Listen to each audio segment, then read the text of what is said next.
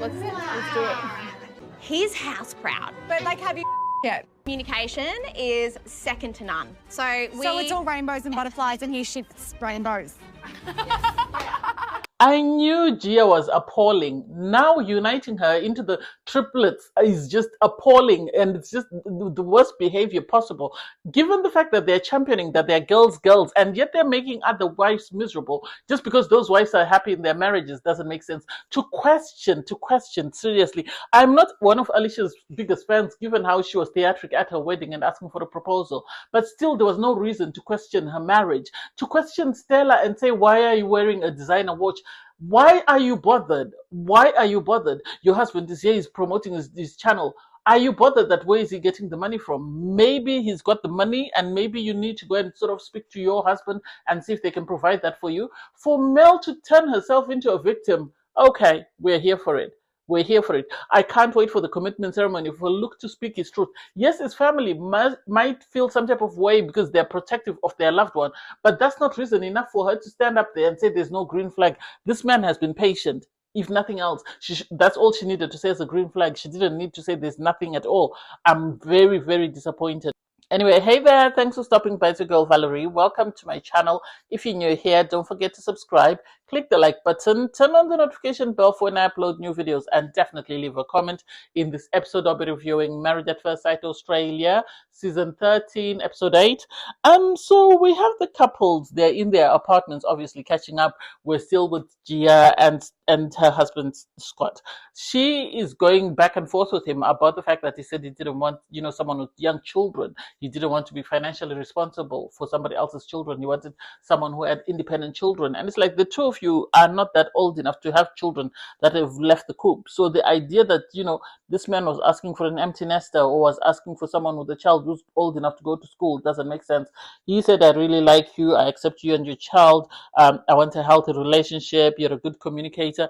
And it's like he allows the fact that he's having SCX on tap. This is why he wants to keep her. She's meeting the demand for what he said his other partner didn't meet, and that's why he's willing to put up with it. And he wants to stay on the show. Yes, he's got three jobs and whatever, but still, I don't trust him, and neither do I trust his wife. I think his wife is just there for clout, and I think given the fact that Gia says she was bullied in high school, I'm pleasantly surprised at the way she treated some of the other wives.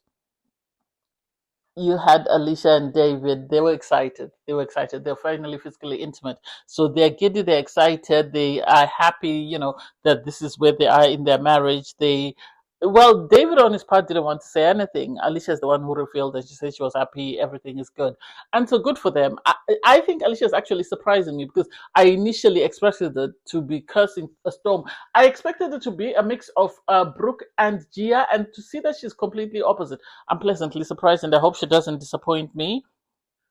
You had Becca and Danny. Apparently, they went out for dinner, and then when they came back from dinner, they had SEX. You had Becca say the first time it was a chore, but this time it was more romantic. On his part, you had Danny say that he promised her dad that he was going to treat her with respect, and so he's not going to say anything. You later on find out that apparently, with Beck, she lost a lot of weight, so she's got a lot of loose skin. I said it before. Here is the truth. I think this is why the sexual chemistry went away, because he loved her in a bridal gown, but the moment she took off her clothes, he started questioning stuff. And so I think this is why they were having the hiccups. Hopefully they didn't become intimate just for the sake of it.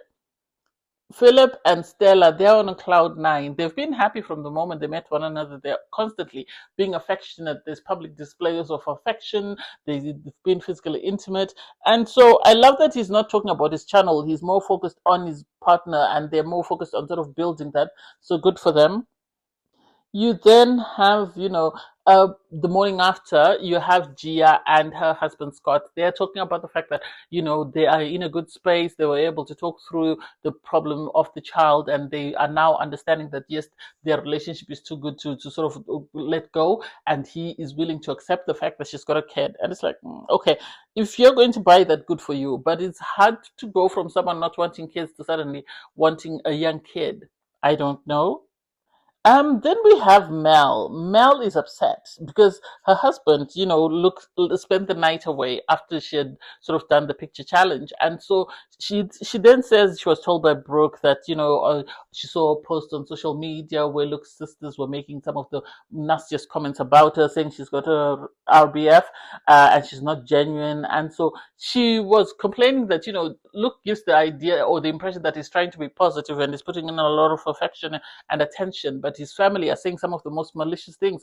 And it's like, I would have questions for my brother. If my brother's got married and is telling me that he's going to spend the night at a friend's house, I would ask him, why are you going to spend the night at a friend's house? Tell me, what is it in particular that is causing you to do that? And if he told his family the real reasons why, then this is why they are outraged and this is why they're going after her. She can't blame the family for going after her, given how she treated their family member. You have to pick your fight. So it's either Mel is nice to this man and the family will be nice to her, or she treats him terribly and the family is going to stick up for him. So, hey. Anyway, we have the couples receive a letter from the experts to say that they will be going away separately. So the wives will go to their own place, the husband will go to their own place. It seems they're in the same venue, but some people are on the top floor, some people are on the bottom floor. And you can see from the sitting arrangement that production were trying to be messy, or they were trying to sort of put cliques together. Sadly, with the wives, they didn't realize that some of them are not as mean-spirited as the rest of the group. So you have the wives and the husband sort of stand up and say something positive about their partner and their green flag, and then there's the negative, the red flags. First up is Stephen. He said, he loves that Rachel is selfless. She's got a big heart. She's interested in his interests, which is something that he really wanted in a partner. I think if Stephen and Rachel focus on the two of them and drown out the noise, they will actually have a successful marriage. They will be another success story because they really seem to align. I think once they got over the hiccup, they sort of have been going on very well. But then the red flag is that, on his part, Stephen was saying he doesn't like that she doesn't understand his sense of humor, or their sense of humor doesn't align.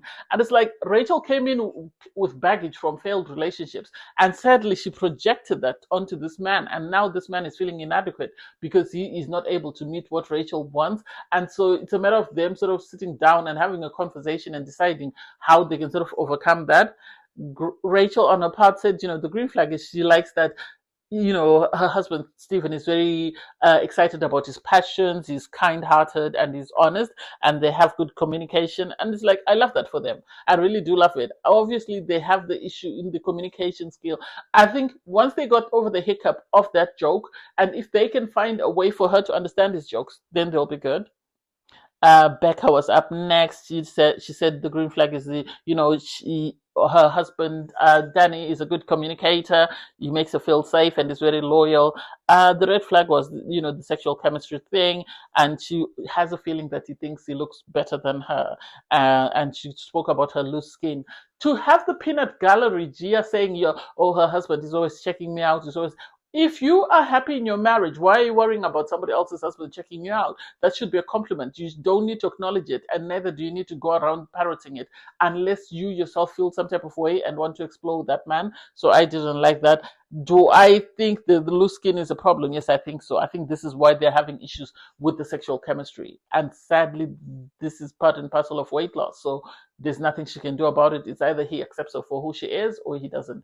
And he, on his part, is trying to be respectful, Danny, of her family because of the promise he made. So I don't know how long, they'll keep it going. Next up was Scott.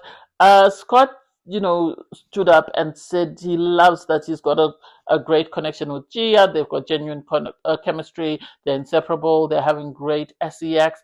He loves that she's family orientated and she's a good chef.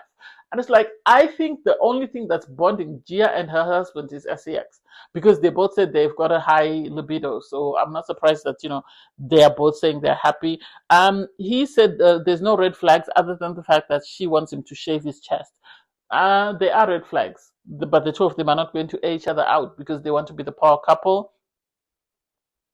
Gia on her part said she loves that he's a good communicator. The sex is amazing, and she says, people normally judge me because of how I look. They only see me as a sex sort of dull or someone with low morals. So it's nice to have someone who appreciates that. And she said she loves the fact that he brings her coffee after the gym. Red flags, I'm pleasantly surprised. She spoke about the audition tape and the fact that he was negative about kids and he forgot her daughter's name. Well, he's saying you are only calling her your daughter. You're not calling her by name. So this is why he forgets the name. So it's up to you to remind him. I love that, on her part, Beck gave back what she had been given by Gia because she was mocking her and sort of ridiculing the conversation, which is if you're going to be petty, somebody's going to be 50 cent petty. Yeah. So it's up to you. You don't open a door if you're not willing for people, or if you don't want people to walk in. Next up, we had David. He said he loves the fact that Alicia is honest, she's family orientated, she's caring. Obviously, she's a nurse, and she's a good communicator. And so I think David and Alicia, have actually surprised each other and surprised the viewers because I think we all undermined her. We all saw her as someone who was just going to be a princess and be a pain in the backside. So to see that she's actually someone who's very motivated in building a relationship and making her marriage work, that was something I really loved about her. Um, the red flag, David, we didn't get to hear it. Rebecca then stood up. She said the good flag is she loves how her husband looks.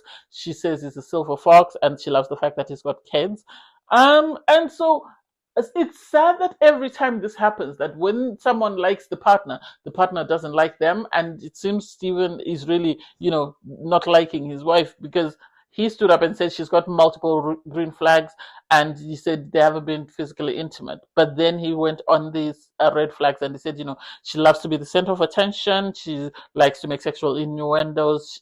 He said she's not her type. He said her personality, she's always up and down, and she's very opinionated and outspoken. And he wants her to slow down. And it's like, maybe you should have had this conversation with her before you came out to everybody else. Because she is busy bigging you up downstairs or upstairs, and you're busy talking about her negatively. Everybody was surprised because they were thinking they were mommy and daddy of the group. So to hear that mommy and daddy are not doing as well as they thought is something they weren't expecting. And this is why everybody was sort of shocked and was sort of unable to understand why this couple were in this space. So it's going to be interesting for Rebecca when she gets feedback of what her husband said. Then there was Brooke. Brooke, personally, I initially thought she was very sweet and very nice, but this sort of left a bad taste in my mouth. It really did. She said the green flags is that her husband is very honest and he wears his heart on his sleeve.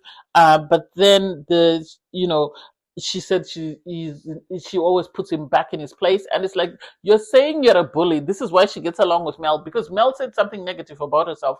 Her husband took it to his family, and his family didn't agree with it, and then now she's playing the victim. And this is the same thing with Brooke, as far as I'm concerned. Brooke said she watched her husband's audition tape, and he said he doesn't like fat people, he doesn't like people with fake tan, and he doesn't like clingy girls. And it's like, you're saying all this in front of people who have insecurities, who have mentioned their insecurities, and you feel it's okay for you to say that. Make that make sense? I didn't like it. I really didn't like it. And now I understand why they matched Brooke with Chris. She deserves it. She really does. Whatever he does to her, she's going to sort of have to carry that cross, because how can you be so rude to the other ladies? And I think because people had different opinions to what she was saying, this is when she decided to go after people and decided to target who she was going to target. And sadly, she had Gia on her side, sort of tag teaming themselves out to go after the other wives.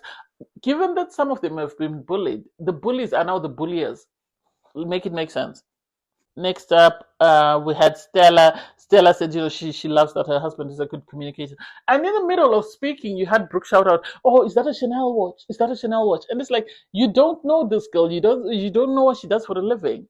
So the idea that you are sort of trying to call out what she's wearing and sort of make it seem like, she can't afford it or her husband can't afford it doesn't make sense. Oh, do you think your marriage is genuine because your husband has got a YouTube channel? He's just here to promote his YouTube channel. And it's like, this is going to cause people to keep quiet and shut down and not say anything. I love that the other wives ended up having to big up Stella, because of the way Gia and Brooke had sort of decided to tag team against her. I didn't like that. I really didn't like it. I felt it was in poor taste, and so I was just really side-eyeing them. When it came to red flags, you had Stella say she doesn't have red flags. And Brooke started questioning, does he not get on your nerves? Oh, does he not get on your nerves? Is there nothing you can say about him because he's got a YouTube channel? And it's like, girl, if she says there's no red flags, leave her alone. When she's ready, she'll come to the group and say it. There's no need for you to push her to say what you want to hear. I didn't like that. I felt it was in very poor taste. Next up, we had Alicia. And I was really sad about the way they treated Alicia, because they actually said, okay, now it's our turn, let's go. Because I think they expected Alicia to sort of tag team with them and sort of go after the rest of the girls. Alicia has a career. She is a nurse. She has to protect her job. Yes, she might have social media and stuff, but she's got a registration that she needs to protect. So she's not going to muck about with it just for 5 minutes of fame. If you two want to do that, that's okay. As models, that will work very well for you. The other one is a carer, so she'll be fine. But Alicia is a nurse. She spent years studying at university. She's not going to waste that opportunity just to make the two of you happy. I didn't like it because Alicia was talking about the fact that, she told the husband she wanted him to arrange dates. She told him she wanted kisses, and he's doing everything. One day, she was just sitting doing some work, and he was busy cleaning. He did the laundry. He was cooking, and he's a great communicator. They didn't love that. They really didn't love it. Oh, you're in a showmance. You're in a showmance. You're just doing it. And it's like, they can't come out and say that your husband is fake because of the fact that he's a black man. So instead of saying that and not having to face backlash for being racist, this is why they've decided to look for something else and say you're in a show. Showmance or no showmance, these people are happy in their relationship, and you are intimidated because they look like the power couple that you want to be. This is why the two of you are saying that. You had her say her red flag is that her husband thought she was a drama queen, and the girls said, oh yes, you are, you're over theatric about everything. They started hounding her during her conversation. Have you had sex? Have you had, until eventually she said yes. And oh, how can you say you've had it when your husband told everyone he wasn't going to do it? And it's like, please, you're criticizing people for not saying they had it. Now people are saying they had it. It's now a problem. Make it make sense. I don't like it, and I didn't like the way these two girls were behaving. It was appalling. I'm surprised production didn't call Gia and Brooke and just tell them to zip it. The other wives weren't happy. I love that you had, on her part, sort of Rebecca stick up and say, I sat next to the two of you. I saw how the two of you were with one another. You see, you are doing very well. Don't let other people bring you down. And it's like, why are we having to have people be cheer squads? Stella had to have, Rachel be her cheer squad. Now we have Alicia have Rebecca be her cheer squad just because two people are being a menace. They need to be kicked out. I can't wait. Hopefully they have husbands that really play with them. Luke said, the green flag is his wife is caring, but then he looked broken. It took him a long time to start to speak. And then he said the red flags, it's been hard, it's not going anywhere. He's putting in his best effort and nothing seems to be working. And she keeps pushing him away. She's very cold. And surprisingly, when he saw her with other people, she seemed at peace and very happy and very bubbly. And he said, if I see her talking to anyone else, she's very good. When it's just me, she just shuts down. And it's like, this man needs to write leave at the soonest opportunity, at the earliest opportunity. He needs to write leave. He needs to pack his bags, and he needs to keep it stepping and not look back. Mel on her part said, there's only red flags. There's no green flags. He's making her life miserable. He hates me. He sulks when things don't go his way. He's breaking me down. And it's like, Mel gives creepy vibes. I don't know Mel. I have promised that I won't say anything negative about anyone on my channel. But watch Stalker, watch First 48, and then watch Mel, and then tell me what you think. She gives the impression that she would be on that TV show. If you watched it, Stalker, or on the First 48, she would be there. She would be there. Just Google what's the First 48 and you'll see what I mean, because of the vibes that she's giving. She's very toxic. So she was questioned by Stella, and Stella said there's two sides to a story, because everybody else was saying, we don't understand what you mean. Luke doesn't give the impression that you're giving us. So we are questioning your story. You had the cheer squad, Gia and Brooke say, we're supposed to believe the woman, and all Stella said was, there are two sides to a story. Let us hear her side and we'll hear his side, and then we'll make a decision of what is right and what is wrong. Because as much as the posts that have been put out, we can't criticize him because of what his family is saying, and we can't bring him down just because you're having a bad day. I didn't like those two girls. I can't wait for the commitment ceremony, because I really hope the experts find out exactly what they did and they call them out. Anyway, thanks guys for watching. Please don't forget to like, share, comment, and subscribe. Click on the link in my video to watch my review from episode 7. Bye guys.